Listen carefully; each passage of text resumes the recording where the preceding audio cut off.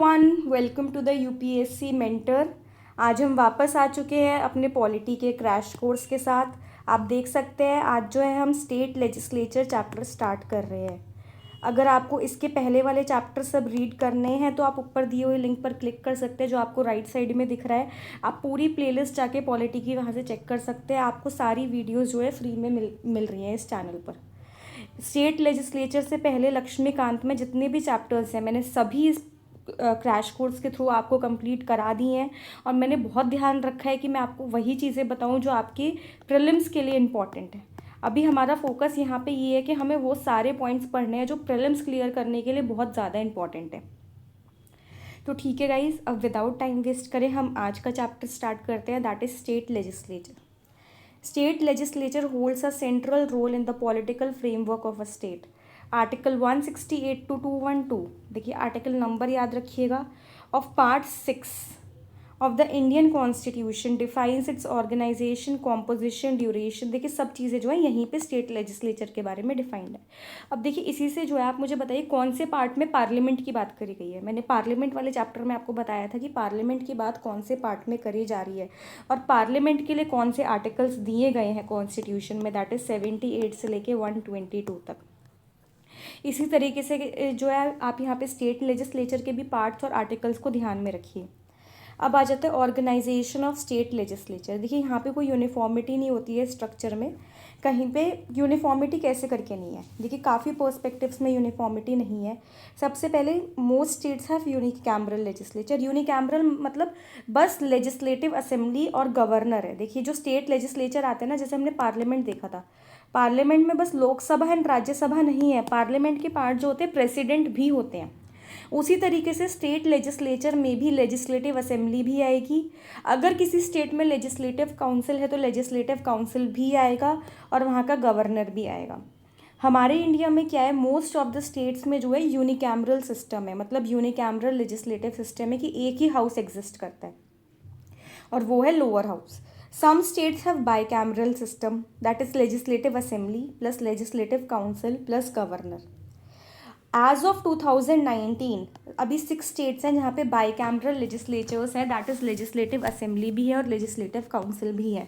वो आ जाते हैं आंध्र प्रदेश, तेलंगाना, उत्तर प्रदेश, बिहार, महाराष्ट्र, कर्नाटका। आप इन 6 के 6 स्टेट्स को जो है बाय हार्ट याद कर लीजिए कि इंडिया में कौन से 6 स्टेट्स में जो है बाईकैमरल लेजिस्लेचर दिया गया है। यूपीएससी यहाँ से डायरेक्टली आपसे पूछ सकती है कि which of the following states have bicameral legislature. ये हो सकता है कि आपका नेक्स्ट ईयर का भी सवाल बन जाए।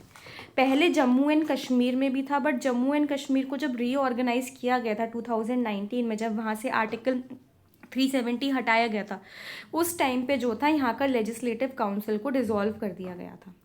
और ये जो है पूरा इन्फॉर्मेशन दिया गया है किस स्टेट में पहले था, किस स्टेट में फिर कब एबॉलिश किया गया। हमें वो पूरा हिस्ट्री में जाने की ज़रूरत नहीं है कि पहले था फिर एबॉलिश कर दिया। आपको बस इतना ध्यान रखना है कि आज की डेट में कौन कौन सी स्टेट्स में है। वो है ये 6 स्टेट्स, आपको इन 6 स्टेट्स को डिटेल में याद रखना है। अब आ जाते हैं creation and abolition of legislative councils. Parliament can create और abolish a legislative council upon a special majority resolution passed by state legislative assembly. देखिए यहाँ पे क्या है, अगर स्टेट लेजिस्लेटिव असेंबली पार्लियामेंट को प्रपोजल भेजती है, उसके लिए पहले स्टेट लेजिस्लेटिव असेंबली को यहाँ पे स्पेशल मेजॉरिटी से इस प्रपोजल को पास करना होगा कि हमें लेजिस्लेटिव काउंसिल चाहिए। उसके बाद जो है पार्लियामेंट को सिंपल मेजॉरिटी से इस बिल को पास करना होता है। अगर ये पूरा प्रोसीजर हो जाए तो स्टेट में लेजिस्लेटिव काउंसिल जो है बन सकता है। तो देखिए मैंने क्या बताया, सबसे पहले स्टेट जो है, जो स्टेट का लेजिस्लेटिव असेंबली होगी वो स्पेशल मेजॉरिटी से बिल को पास करेगा, और जो यहाँ पे पार्लियामेंट होगा, पार्लियामेंट जो है यहाँ पे सिंपल मेजॉरिटी से बिल को पास करेगा। This act does not amend the constitution under article 368 and is passed as an ordinary law। देखिए कॉन्स्टिट्यूशन को अमेंड करने वाला एक्ट नहीं है। जब मैंने आपको अमेंडमेंट वाला चैप्टर बताया था वहाँ पे मैंने आपको बताया था कि कौन से amendments are not the amendments under article 368। फिर उसमें 2 टाइप के अमेंडमेंट्स आते थे which are amendments under article 368, जहाँ पे एक होता है सिंपल मेजॉरिटी से पास, एक होता है स्पेशल मेजॉरिटी से, और एक थर्ड कैटेगरी और आती है जहाँ पे स्पेशल मेजॉरिटी के साथ साथ हमें स्टेट्स का रैटिफिकेशन भी चाहिए होता है, हाफ ऑफ द स्टेट्स का रैटिफिकेशन। अब आ जाते हैं कॉम्पोजिशन, हम देखेंगे that is legislative assembly, state में जिसको विधानसभा के नाम से जाना जाता है। यहाँ पे जो इलेक्ट होके आते हैं उन्हें हम एमएलएज बोलते हैं। They are directly elected by the people through universal adult franchise. देखिए हम सभी एमएलए के इलेक्शंस में जाके वोट करते हैं जो भी 18 ईयर्स अबव होते हैं। आप में से काफ़ी लोगों ने जाके अपने कॉन्स्टिट्यूंसी के एमएलए के लिए वोट किया होगा, तो यहाँ पे डायरेक्ट इलेक्शन हो रहा है। स्ट्रेंथ क्या होती है, मिनिमम 60 सीट्स तो होनी ही चाहिए किसी भी स्टेट के लेजिस्लेटिव असेंबली में, और मैक्सिमम 500 तक भी जा सकती है। ये अभी स्टेट्स के पास डिस्क्रिशन है कि उन्हें 60 से लेके 500 के बीच में सीट्स रखनी होंगी, और यहाँ पे जो है उनको अपनी पॉपुलेशन के बेसिस पे डिसाइड करते हैं।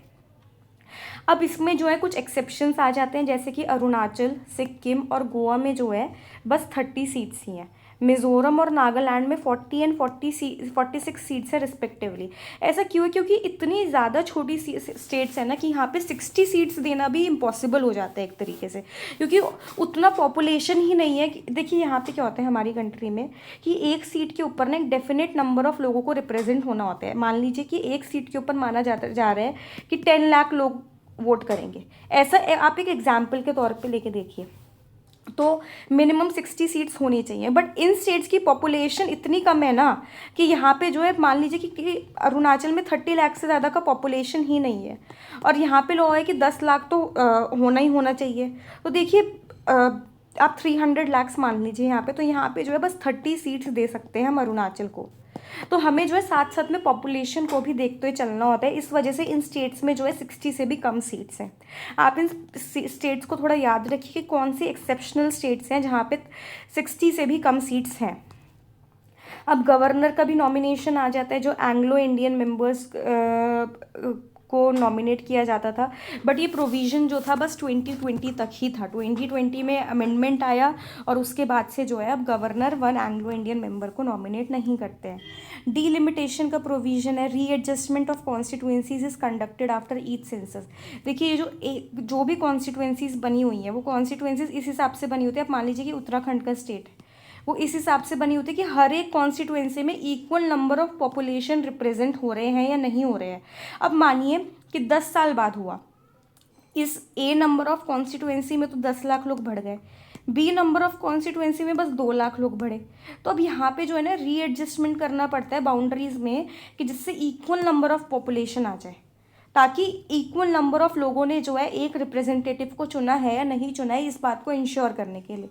तो यहाँ पे 42nd amendment act 1976 froze the number of seats until 2000। इन्होंने बोला था कि 2000 तक जो है हम कोई भी यहाँ पे चेंजेस नहीं करेंगे। ऐसा क्यों किया गया था, ऐसा इसलिए किया गया था क्योंकि कुछ साउथ इंडियन स्टेट्स थी जिन्होंने अच्छे इनिशिएटिव्स लिए थे अपनी पॉपुलेशन को कंट्रोल करने के लिए, तो उनके पास पॉपुलेशन उनकी कंट्रोल हुई, तो मतलब उनको तो कम सीट्स मिल रही थी, और जो नदर्न स्टेट्स थी ना उन्होंने पॉपुलेशन कंट्रोल करी नहीं, तो उस कायदे से वहाँ पे उन्हें ज़्यादा सीट्स मिल जा रही थी। तो इस वजह से साउथ इंडियन स्टेट्स ने यहाँ पे एग्रेशन दिखाया था कि एक तो हम पॉपुलेशन भी कंट्रोल कर रहे हैं और हमें यहाँ पे रिप्रेजेंटेशन भी कम मिल रहा है। तो इस वजह से जो है 2000 तक जो है यहाँ पे सीट्स को फ्रीज़ किया गया था। फिर 84th amendment act 2001 extended the freeze until 2026 कि जो नंबर ऑफ सीट्स हैं वो सेम ही रहेंगी, नंबर ऑफ सीट्स में कोई भी बदलाव नहीं हो सकता है 2026 तक। अब आ जाते हैं legislative council that is Vidhan Parishad. ये इनडायरेक्टली इलेक्टेड बॉडी होता है विद टेन्योर बेस्ड मेंबरशिप। यहाँ पे स्ट्रेंथ क्या होता है, maximum is 1/3 of the legislative assembly. ये मैक्सिमम हो सकता है कि अगर किसी स्टेट में जो है यहाँ पे 60 मेंबर्स हैं तो यहाँ पे लेजिस्लेटिव काउंसिल में इनके मैक्सिमम 20 मेंबर्स आ सकते हैं, और मिनिमम जो है 40 होने ही होने पड़ेंगे। तो देखिए यहाँ पे ये वाला प्रोविजन भी दे दिया गया कि मिनिमम 40 है, तो उस स्टेट में जो है काउंसिल में 40 मेंबर्स आएंगे, क्योंकि मिनिमम तो 40 रखने ही पड़ेंगे ना। अब आप यहीं पे मान लीजिए कोई स्टेट है वहाँ पे 120 मेंबर्स हैं उनके काउंसिल में, तो उसका 1/3 क्या हो जाएगा, यहाँ पे 1/3 उसका 40 मेंबर्स हो जाएगा, और मिनिमम भी 40 ही है, तो यहाँ पे जो है 40 मेंबर्स दे दिए जाएंगे लेजिस्लेटिव काउंसिल में। अब यहाँ पे जो इनडायरेक्ट इलेक्शन होता है, इनडायरेक्ट इलेक्शन किस तरीके से होता है, मतलब डायरेक्टली लोग जाके इनको इलेक्ट नहीं कर रहे हैं। इनडायरेक्ट इलेक्शन में क्या होगा, 1/3 elected by local bodies that is municipalities, district boards, 1/12 elected by graduates, 1/12 elected by teachers and 1/3 by legislative assembly members. देखिए इस तरीके से ये जो ये म्यूनिसिपैलिटीज़ के लोग हैं, डिस्ट्रिक्ट बोर्ड्स के लोग हैं, ये 1/3 लोगों को यहाँ पे इलेक्ट करते हैं। ग्रेजुएट्स होते हैं, टीचर्स होती हैं। लेजिस्लेटिव असेंबली के जो मेंबर्स हैं ना, वो भी 1/3 लोगों को इलेक्ट करते हैं। और यहाँ पे ये होता है कि वो लेजिस्लेटिव असेंबली के मेंबर्स जो है आपस में एक दूसरे को इलेक्ट नहीं कर सकते, उन्हें बाहर के किसी मेंबर को इलेक्ट करना होता है। और जो रिमेनिंग 1/6 होते हैं वो नॉमिनेट करते हैं गवर्नर। यहाँ पे गवर्नर किनको नॉमिनेट करते हैं? जो एक्सपर्ट हो in literature, science, art, cooperative movement in social services. Legislative assembly का टेन्योर जो होता है 6 ईयर्स का होता है, और 1/3 मेंबर्स जो है रिटायर करते हैं every 2 year. This is same as Rajya Sabha. जो चीज़ हमने राज्यसभा में पढ़ी थी वही चीज़ यहाँ पर भी है, पर यहाँ पे जो इलेक्शन प्रोसेस है वो बहुत ज़्यादा डिफरेंट है। आपको ये पूरा याद रखना होगा कि कहाँ से कितने लोगों को इलेक्ट किया जा रहा है। अब आ जाता है ड्यूरेशन ऑफ द असेंबली। जो लेजिस्लेटिव असेंबली है उसका टेन्योर 5 साल का होता है, और इससे पहले भी डिसॉल्व किया जा सकता है अगर ये जो है कॉन्फिडेंस खो दे। यहाँ पे गवर्नमेंट जो बनी हुई है अगर वो हाउस का कॉन्फिडेंस खो दे तो उस टाइम पे हाउस जो है डिसॉल्व हो सकता है 5 साल से पहले। और कुछ कुछ केसेस में जो है इनको एक्सटेंशन भी मिल जाता है, जैसे कि नेशनल इमरजेंसी के टाइम पे एक बारी में जो है 1 साल के लिए पार्लियामेंट का टेन्योर जो है एक्सटेंड कर दिया जाता है। और इमरजेंसी के सीज होते ही विदिन 6 मंथ्स जो है ये पार्लियामेंट का टेन्योर भी, एक्सटेंडेड टेन्योर भी ख़त्म हो जाता है। लेजिस्लेटिव काउंसिल आ जाता है। ये एक परमानेंट बॉडी है, इसका कभी डिसोल्यूशन नहीं होता, क्योंकि एक साथ मेंबर्स जो है रिटायर नहीं करते, हर 2 साल में 1/3 मेंबर्स रिटायर करते हैं यहाँ से। सो 1/3 of the members retire every 2 years, making each members term 6 years. तो यहाँ पे हर एक मेंबर का टर्म जो होता है लेजिस्लेटिव काउंसिल में वो 6 साल के लिए रहता है यहाँ पे। अब आ जाता है मेंबरशिप ऑफ स्टेट लेजिस्लेचर के लिए आपकी क्वालिफिकेशंस क्या क्या होनी चाहिए। सबसे पहले must be A citizen of India होना चाहिए, सब्सक्राइब करना पड़ेगा ओथ को, कम से कम 25 साल का होना पड़ेगा लेजिस्लेटिव असेंबली के लिए, और 30 साल का होना पड़ेगा लेजिस्लेटिव काउंसिल के लिए। दिस इज सेम एज जो हमने लोकसभा और राज्यसभा का पढ़ा था। लोकसभा के लिए 25 साल की मिनिमम एज थी और राज्यसभा के लिए 30 साल की मिनिमम एज थी। Meets additional qualifications prescribed by parliament. देखिए ये तो क्वालिफिकेशंस जो है जो कॉन्स्टिट्यूशन ने ही दी है, इसके बाद पार्लियामेंट भी कुछ क्वालिफिकेशंस देता है जो रिप्रेजेंटेशन ऑफ पीपल्स एक्ट 1951 के थ्रू पार्लियामेंट ने दी है। तो इनको जो है उन एडिशनल क्वालिफिकेशंस को भी फॉलो करना होगा। अब जो है डिस्क्वालिफिकेशन कैसे करके होगा, यहाँ पे डिस्क्वालिफिकेशन की टर्म्स जो है कॉन्स्टिट्यूशन में दी गई हैं, नहीं सॉरी ये 1951 एक्ट में दी गई हैं। That is he holds an office of profit under government. Unsound mind का है जो कोर्ट ने डिक्लेयर कर दिया है। अनडिस्चार्ज इंसॉल्वेंट है। Not a citizen of India और has voluntarily acquired foreign citizenship. ये हमें पता है कि अगर कोई भी सिटीजन ऑफ इंडिया किसी बाहर की कंट्री की सिटीजनशिप एक्वायर कर लेता है अपनी मर्जी से, तो उसकी इंडिया की सिटीजनशिप अपने आप नल एंड वॉइड हो जाती है। He is disqualified under any law made by parliament, जैसे कि convicted of corruption, election offences आ जाता है। He is convicted of crimes leading to imprisonment of 2 और मोर ईयर्स, जहाँ पे इसे 2 या 2 से ज़्यादा साल की इम्प्रिजनमेंट हुई है। यहाँ पे प्रिवेंटिव डिटेंशन को काउंट नहीं किया जाता है। तो देखिए आप ये देख सकते हैं सारी वही डिस्क्वालिफिकेशंस हैं जो हमने पार्लियामेंट के केस में देखे थे। डिट्टो वही की वही है, कोई भी चेंज नहीं किया गया इन डिस्क्वालिफिकेशंस में। तो जब आप इनको रिवाइज कर रहे हैं ना, आपका साथ साथ में पार्लियामेंट का भी रिवीजन हो रहा है। और जब आप पार्लियामेंट की डिस्क्वालिफिकेशंस को रिवाइज करेंगे तो आप एक तरीके से स्टेट लेजिस्लेचर्स की भी डिस्क्वालिफिकेशंस को रिवाइज कर रहे हैं एक ही टाइम पर। तो आगे से जब भी आप इनको रिवाइज करें आप इस फैक्ट को ध्यान में रख सकते हैं, तो इससे जो आपका इंटरेस्ट और ज़्यादा बढ़ेगा कि हाँ ठीक है आप एक चैप्टर को पढ़ रहे हैं और उसके साथ साथ आपके 2 चैप्टर्स यहाँ पे रिवाइज हो रहे हैं। अब आ जाते हैं disqualification on the grounds of defection, जो 10th शेड्यूल में दिया गया है। जो हॉर्स ट्रेडिंग भी होता है जहाँ पे मेंबर्स जो है अपनी पार्टीज चेंज कर लेते हैं, उसकी जितनी भी टर्म्स हैं हमने पार्लियामेंट के चैप्टर में बहुत डिटेल में देखी थी। यहाँ पे इमीडिएट डिस्क्वालिफिकेशन होता है। स्पीकर आ जाते हैं असेंबली के केस में, और चेयरमैन आ जाते हैं जो लेजिस्लेटिव काउंसिल के केस में होता है। वो यहाँ पे डिस्क्वालिफिकेशन के ऊपर अपना फाइनल डिसीजन देते हैं। सुप्रीम कोर्ट का 1992 का रूलिंग आ जाता है, और ये the decision is subject to judicial review. देखिए जो भी यहाँ पे डिसीजन लेते हैं स्पीकर या फिर चेयरमैन, इनका जो भी डिसीजन होगा उसके ऊपर कोर्ट भी जो है अपना डिसीजन सुना सकता है कि कोर्ट को लग रहा है कि इन्होंने कहीं किसी प्रेशर में आके तो किसी मेंबर को डिस्क्वालीफाई नहीं कर दिया है, तो उस बात का जो है जुडिशियल रिव्यू भी होता है स्पीकर के डिसीजन का और चेयरमैन के डिसीजन का। यही सेम पॉइंट जो है हमने पार्लियामेंट के चैप्टर में भी पढ़ा था। अब ओथ आ जाती है, every member must take an office of oath before the governor. तो देखिए यहाँ से आपको ये चीज़ देखनी है कि ओथ किसके सामने ले रहे हैं, ओथ जो है गवर्नर के सामने ले रहे हैं, गवर्नर इन्हें ओथ दिलाते हैं। तो आप पर्सन का नाम याद रखिए, यहाँ पे हो सकता है पेपर में दे दे कि सीएम दिला रहे हैं इन्हें ओथ, या फिर प्रेसिडेंट इन्हें ओथ दिला रहे हैं, नहीं, स्टेट के एमएलए को ओथ जो है गवर्नर दिलाते हैं। अभी ओथ आ जाती है, ओथ हमें याद करनी इतनी ज़रूरी नहीं है। पेनल्टी आ जाती है, अगर किसी पर्सन ने ओथ नहीं ली है और वो हाउस में जाके बैठ रहा है तो उस टाइम पे जो है उसे हर दिन के हिसाब से 500 रुपये की पेनल्टी लगती है। इफ़ अ पर्सन सिट्स और votes before taking the oath, या तो जाके बैठ भी गया या उसने वोटिंग करी तो उसके ऊपर 500 रुपये की पेनल्टी लगेगी। Knows they are disqualified but still acts as a member, violates parliamentary और state legislature law regarding eligibility. अब आ जाते हैं vacation of seats. A member vacates their seats in the following cases. देखिए अब किन किन केसेस में जो है इनकी सीट खाली हो सकती है।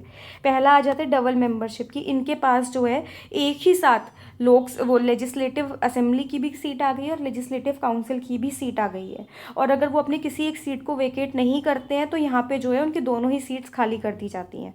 या उनके साथ जो एक यहाँ पे स्टेट की भी कोई सीट है और उसके साथ साथ उनके पास सेंटर में लोकसभा या राज्यसभा की भी कोई सीट आ गई है, तो उस केस में भी उन्हें अपना डिसीजन सुनाना पड़ता है, वरना उनकी सीट जो है दोनों खाली कर दी जाती है। डिस्क्वालिफिकेशन आ जाता है या तो 1951 एक्ट के थ्रू जो दिया गया है, या फिर जो कॉन्स्टिट्यूशन में प्रोविजंस दिए गए हैं, या फिर जो 10th शेड्यूल में दिया गया है। अगर वो डिस्क्वालीफाइड है तो वो भी उनकी सीट खाली कर दी जाती है। अगर रेजिग्नेशन वो दे रहे हैं, वो रेजिग्नेशन या तो अपना स्पीकर को देंगे, जो लेजिस्लेटिव असेंबली के मेंबर्स हैं वो स्पीकर को देते हैं, और जो लेजिस्लेटिव काउंसिल के मेंबर्स हैं वो यहाँ पे चेयरमैन को अपना रेजिग्नेशन देते हैं। तो अगर वो अपना रेजिग्नेशन दे देते हैं उस केस में भी इनकी सीट जो है वेकेंट हो जाती है। एब्सेंस है इनका, if absent from all meetings for 60 days without permission.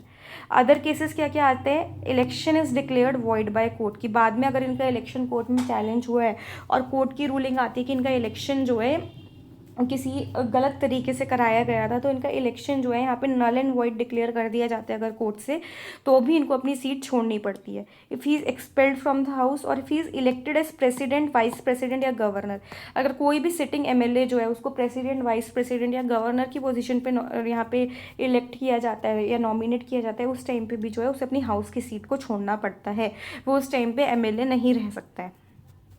Salaries आ जाती है, they are determined by state legislature, revise periodically based on legislative proposals.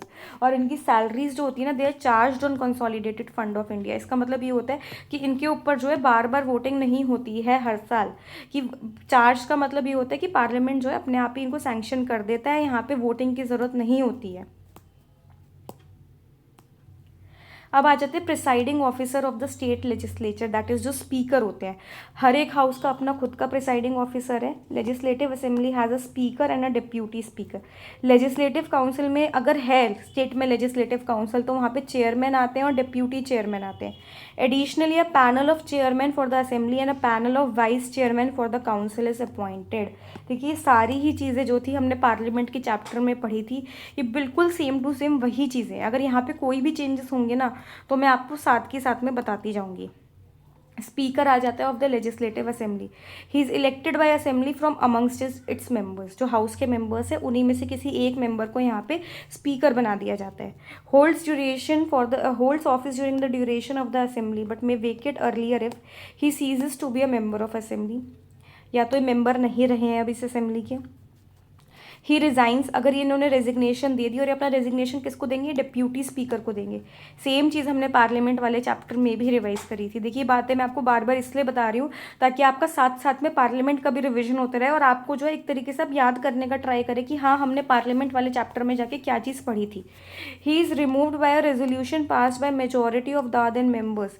देखिए इनके अगेंस्ट जो है हाउस में मोशन भी मूव किया जा सकता है। हमने पढ़ा था सब्सटैंटिव मोशन के अंडर जो है ऐसी इंपॉर्टेंट पोजीशंस को जो है रिमूव किया जाता है, और वहाँ पे जो है ना 14 डेज़ का एडवांस नोटिस दिया जाता है। अगर इनके अगेंस्ट मोशन मूव किया गया है और वो मोशन हाउस में पास हो गया है तो उस टाइम पे भी जो है स्पीकर को अपनी पोजीशन जो है वेकेट करनी पड़ती है। अब स्पीकर की कुछ पावर्स एंड फंक्शंस आ जाती हैं, जैसे कि he maintains order and decorum, कि हम देखते हैं कि हाउस से मेंबर्स को एक्सपेल कर देते हैं अगर कोई ऑर्डर और डेकोरम को वायलेट कर रहा होता है। ये डिसाइड करते हैं कि मेंबर्स किस ऑर्डर में आके अपनी स्पीच देंगे हाउस में। He is final interpreter of constitution, assembly rules and legislative precedents in the house. House में फाइनली इंटरप्रेट यही करते हैं कि कॉन्स्टिट्यूशन में जो बात लिखी गई है वो क्या लिखी गई है, असेंबली के रूल्स क्या हैं और यहाँ पे प्रेसिडेंट्स क्या है। एडजर्न्स और suspends meetings in case of lack of quorum. अगर कोरम नहीं है, कोरम मतलब कि मिनिमम नंबर ऑफ मेंबर्स नहीं है, जो 1/10 मेंबर्स चाहिए होते हैं किसी भी हाउस की मीटिंग के लिए, तो उस केस में जो है हाउस को या तो एडजर्न कर देते हैं या फिर मीटिंग को सस्पेंड कर देते हैं। He exercise a casting vote in case of a tie. यहाँ पे एक्सरसाइज करते हैं कास्टिंग वोट को। कास्टिंग वोट हमें पता है कि ये जो है फर्स्ट इंस्टेंस में वोट नहीं करते, ये तब वोट करते हैं जब यहाँ पे हाउस में कोई टाई हो जाता है, उस केस में वोटिंग करते हैं। और हमें ये भी पता है कि स्पीकर जो है जब उनके अगेंस्ट मोशन मूव किया जाता है उस केस में फर्स्ट इंस्टेंस में वोट करते हैं, वहाँ पे इन्हें कास्टिंग वोट नहीं मिलता है। ये सब चीज़ें हमने पार्लियामेंट में पढ़ी थी और यही सेम चीज़ें जो है स्टेट लेजिस्लेचर में भी एप्लीकेबल है। Can allow a secret sitting of the house. Secret sitting ये तब अलाउ करते हैं जब यहाँ पे चीफ मिनिस्टर इन्हें बोलेंगे कि हाउस की कोई सीक्रेट मीटिंग बुलाइए। Decides whether a bill is money bill. देखिए कि कोई बिल मनी बिल है या नहीं है, ये उस पर डिसीजन लेते हैं और इनका डिसीजन यहाँ पे फाइनल होता है, इसका कोई जुडिशियल रिव्यू नहीं होता है। Decides disqualification of members on the ground of defection. हमने पीछे देखा था कि मेंबर्स जो है ये डिस्क्वालीफाई किए जाएंगे ग्राउंड्स ऑफ डिफेक्शन पे या नहीं, इसका डिसीजन भी स्पीकर लेते हैं और यहाँ पे जुडिशियल रिव्यू हो सकता है स्पीकर के डिसीजन का। He appoints chairman of committee and supervises them. देखिए हाउस की जो भी कमिटीज़ बनती है ना, उनके चेयरमैन को भी यही अपॉइंट करते हैं। तो आपको ये सारे प्रोविजंस देख के लगा होगा कि यही सेम प्रोविजन जो है हमने पार्लियामेंट के स्पीकर में भी पढ़े थे। एग्जैक्टली वही सेम प्रोविजन है, रेयरली कोई डिफरेंस है यहाँ पे। अब आ जाते हैं deputy speaker. He is elected by assembly after the speaker. जब स्पीकर का इलेक्शन हो जाता है उसके बाद हाउस जो एक डिप्यूटी स्पीकर को भी इलेक्ट करता है। He holds office for the duration of the assembly but may vacate earlier if. ये किस किस केस में वेकेट कर सकते हैं? If he ceases to be a member of assembly, he resigns by writing to the speaker, he is removed by a majority resolution. देखिए वही same 3 cases हैं और ये रिजाइन जो है स्पीकर को दे रहे हैं रेजिग्नेशन अपना, और स्पीकर अपना रेजिग्नेशन डिप्यूटी स्पीकर को दे रहे हैं, कोई थर्ड पर्सन यहाँ पे नहीं आ रहा है। He acts as a speaker when the latter is absent और द पोजीशन इज वेकेंट। यहाँ पे देखिए अगर स्पीकर एब्सेंट है या उनकी पोजीशन वेकेंट है, उस केस में डिप्यूटी स्पीकर जो है हाउस को प्रिसाइड करते हैं। A panel of chairman is nominated by the speaker to presides in absence of both. जब दोनों ही नहीं होते, दोनों ही एब्सेंट है, उस केस में पैनल ऑफ चेयरपर्सन होता है, उनमें से कोई आके हाउस को लीड करता है। अब देखिए यहाँ पे जो है आज की वीडियो में हमने लेजिस्लेटिव असेंबली के स्पीकर तक कंप्लीट कर लिया। कल की वीडियो में जो है अब हम लेजिस्लेटिव काउंसिल से स्टार्ट करेंगे, जहाँ पे हम उनके चेयरपर्सन को देखेंगे और हम आगे की पूरी अपने लेक्चर को कल कंटिन्यू करेंगे। तब तक जो आप अपना अच्छे से रिविजन करते रहिए। अगर आपको कोई भी डाउट हो आप कमेंट सेक्शन में टाइप करिए। अगर आपको वीडियो अच्छी लग रही है तो प्लीज़ लाइक एंड सब्सक्राइब करिए चैनल को।